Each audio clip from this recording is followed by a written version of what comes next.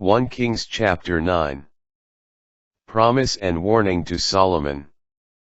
After Solomon finished building the house of the Lord, the house of the king, and everything else that he wanted to do, the Lord appeared to Solomon a second time, as he had appeared to him in Gibeon. The Lord said to him, I have heard the prayer of petition, which you offered in my presence. I have consecrated this house which you have built, and I set my name there forever. My eyes and my heart shall be there always.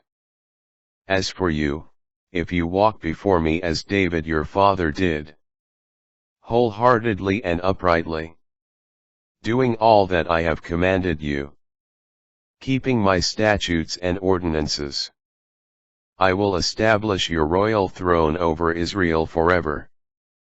As I promised David your father, there shall never be wanting someone from your line on the throne of Israel. But if ever you and your descendants turn from following me, fail to keep my commandments and statutes which I set before you, and proceed to serve other gods and bow down to them, I will cut off Israel from the land I gave them, and repudiate the house I have consecrated for my name. Israel shall become a proverb and a byword among all nations, and this house shall become a heap of ruins. Every passerby shall gasp in horror and ask, why has the Lord done such things to this land and to this house?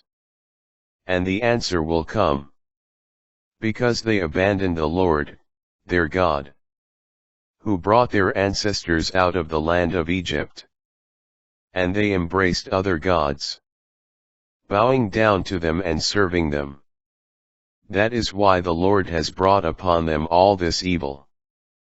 After building the temple, after the 20 years, during which Solomon built the two houses, the house of the Lord and the house of the king, Hiram, king of Tyre, supplying Solomon with all the cedar wood, fir wood, and gold he wished, and King Solomon giving Hiram in return 20 cities in the land of Galilee. Hiram left Tyre to see the cities Solomon had given him, but he was not satisfied with them. So he said, what are these cities you have given me, my brother? And he called them the land of Kabul, as they are called to this day. Hiram, however, had sent King Solomon 120 talents of gold.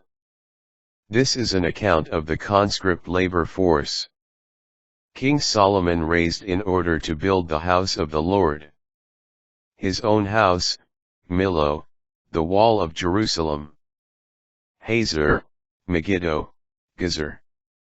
Pharaoh, king of Egypt, had come up and taken Gezer and, after destroying it by fire and slaying all the Canaanites living in the city, had given it as a farewell gift to his daughter, Solomon's wife.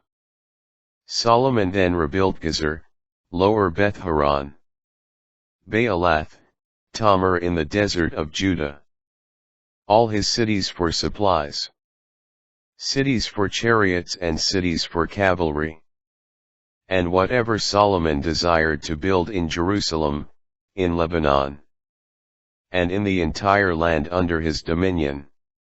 All the people who were left of the Amorites, Hittites, Perizzites, Hivites, and Jebusites, who were not Israelites, those of their descendants who were left in the land, and whom the Israelites had not been able to destroy under the ban, these Solomon conscripted as forced laborers, as they are to this day.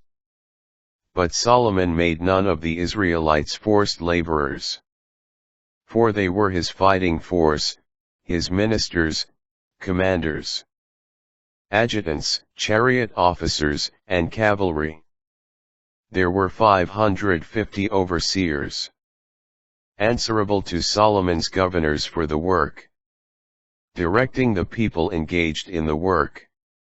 As soon as Pharaoh's daughter went up from the city of David to her house, which he had built for her, Solomon built Millo. 3 times a year Solomon used to offer burnt offerings and communion offerings on the altar, which he had built to the Lord, and to burn incense before the Lord. Thus he completed the temple. Solomon's gifts. King Solomon also built a fleet at Ezion-Geber, which is near Elath on the shore of the Red Sea, in the land of Edom. To this fleet Hiram sent his own servants, expert sailors, with the servants of Solomon. They went to Ophir, and obtained 420 talents of gold, and brought it to King Solomon.